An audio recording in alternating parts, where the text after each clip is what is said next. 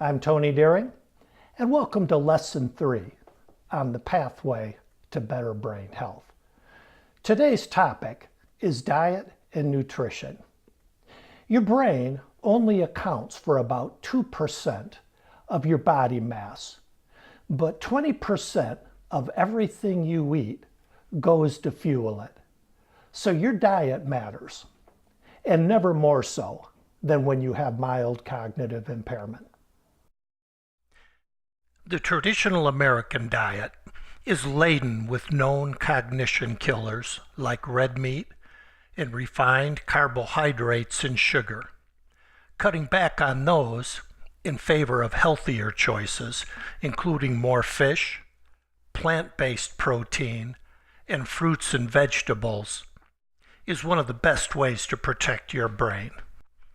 Several recent studies have shown that when patients with mild cognitive impairment change their diet, most significantly by decreasing the total amount of carbohydrates they eat, their memory scores increase. One study reported that people who ate what's called a Mediterranean diet had a 48% lower risk of progressing from MCI to Alzheimer's disease. Most of us, unfortunately, don't eat that way. Let's be candid about this. From a health standpoint, the traditional American diet is an abomination. The sugar, the saturated fat, the preservatives, the fast food, the fried food, processed food. This chart shows how the typical American eats. The orange bars to the upper left show foods that we're not getting enough of: vegetables, fruit, dairy. The orange bars on the lower right show the unhealthy things we're getting way too much of: sugar, saturated fats, sodium. This does not come as a surprise to us. We know we should be eating better. So we go on a diet, but that doesn't turn out to be the answer either. Diets are fatty. They come and they go. They often have imbalances and can't be sustained. The grapefruit diet is a perfect example. It's been around since the 1930s, and don't look now, but it's back yet again. The most important thing to remember is fad diets aren't designed with cognition in mind. They're weight loss plans. You need a diet that's designed to save your brain. Fortunately, there is one. It's called the Mediterranean diet.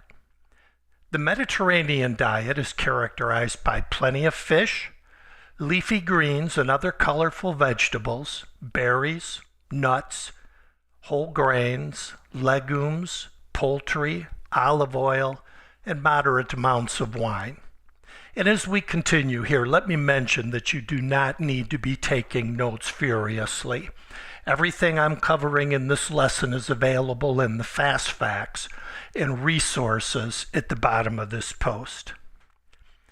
The Mediterranean diet is based on the eating habits that were common in Greece, southern Italy, and Spain in the 1940s and 50s.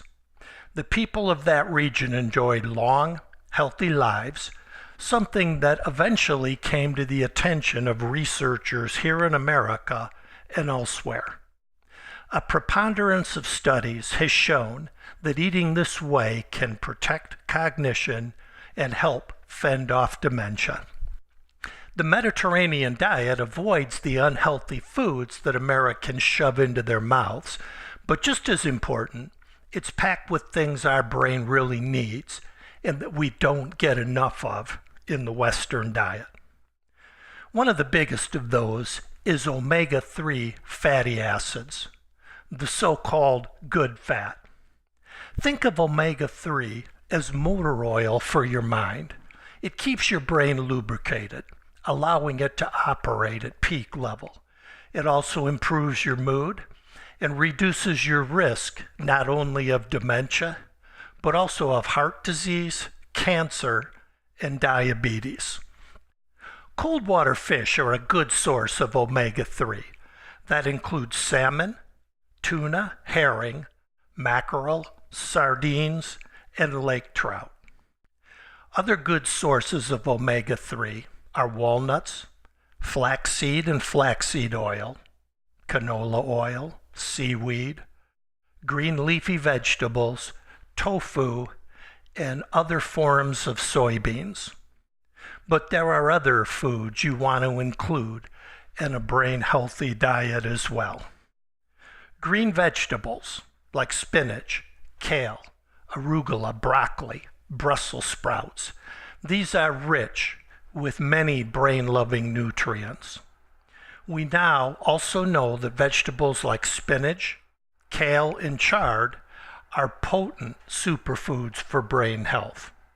A new study from the University of Illinois found that lutein, a pigment found in dark green vegetables, helps to preserve cognitive function and mental sharpness as the brain ages.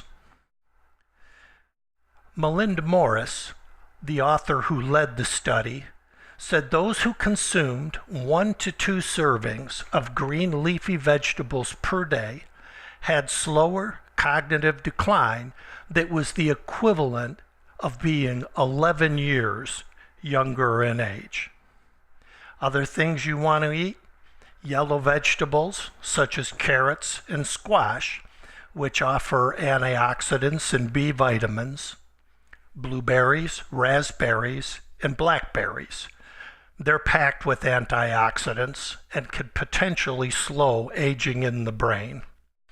Bananas also can slow the loss of cognition in people who already are experiencing mild cognitive impairment. Whole grains, such as oats and barley, are rich in many of the B vitamins that work to reduce inflammation in the brain. Walnuts and almonds offer vitamin E, antioxidants, omega-3 fatty acids, vitamin B, and fiber. Lentils, chickpeas, and beans offer B vitamin and fiber. Dark chocolate contains flavonoids, which are strong antioxidants. They potentially improve blood flow to the brain and reduce inflammation. Unsweetened cocoa powder offers the greatest benefit, followed by dark chocolate with at least 72% cocoa solids. Now, the Mediterranean diet is great. Another one to consider is the MIND diet.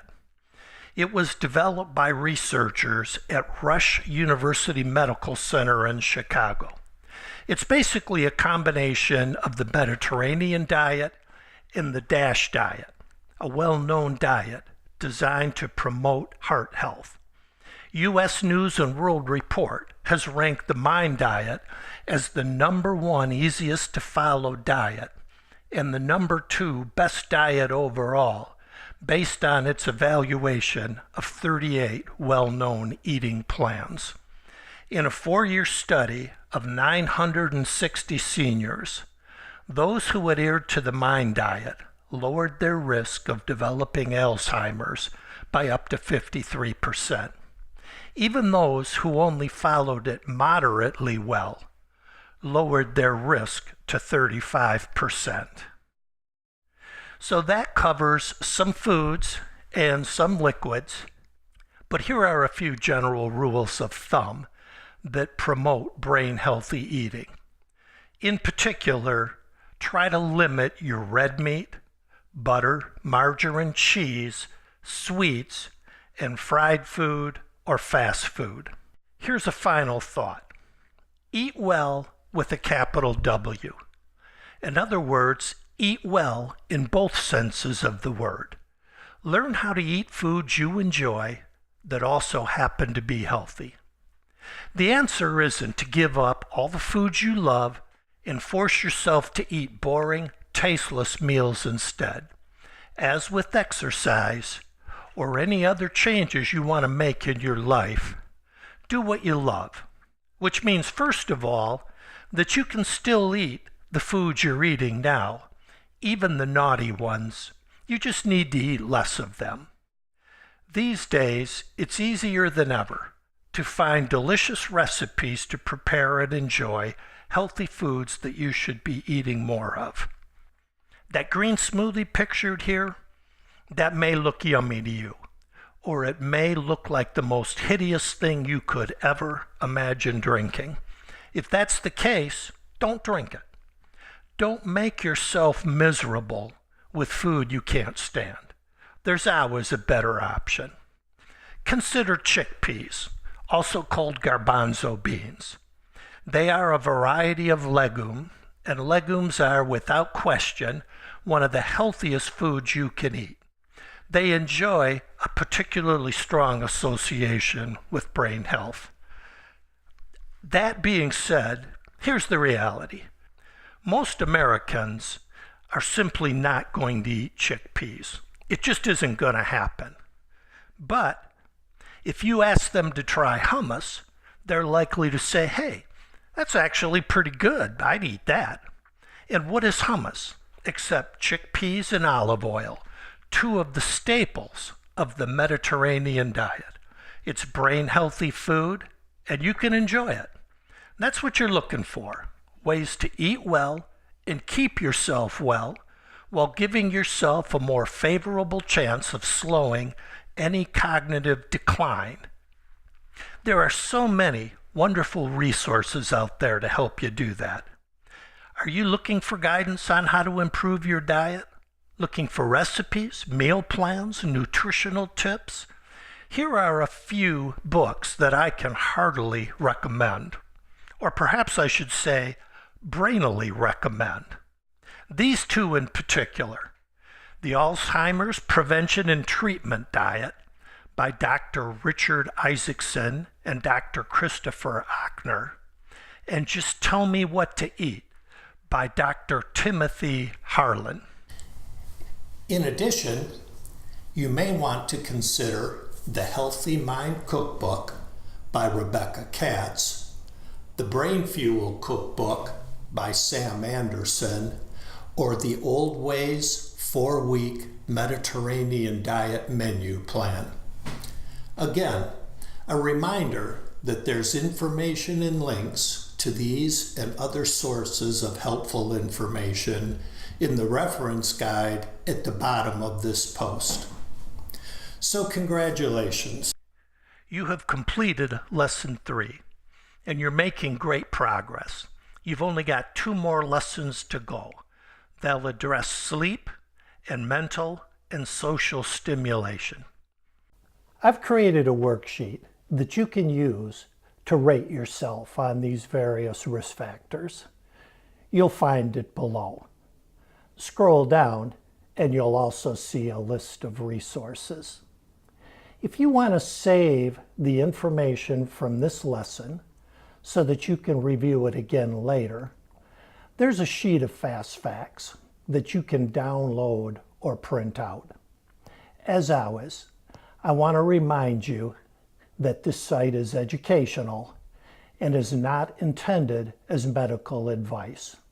It offers information about lifestyle choices that have been proven to help protect cognition. Always consult your doctor before making changes that can affect your health. So how about this lesson? Did it help you identify something you might want to work on? Is there anything that you want to know more about?